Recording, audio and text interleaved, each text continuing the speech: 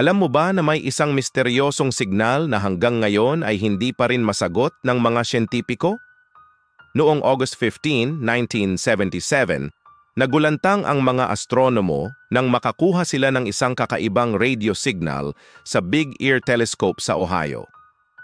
Ang signal na ito ay napakalakas at napakalinaw, kaya tinawag nila itong wow signal. Pero alam mo bang ang nakakaintriga?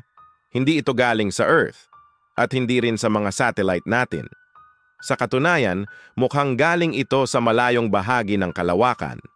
Maraming eksperto ang nagsasabi na ito ang pinakamalakas na ebidensya ng posibleng komunikasyon mula sa ibang sibilisasyon.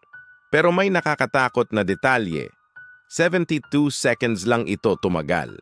At kahit ilang beses pa nilang subukang hanapin, hindi na ito muling lumitaw.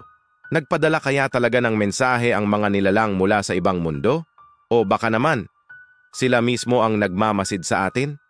Para sa mga katulad mong curious sa mga misteryong ito, i-follow ang Sa Dulo ng Kwento.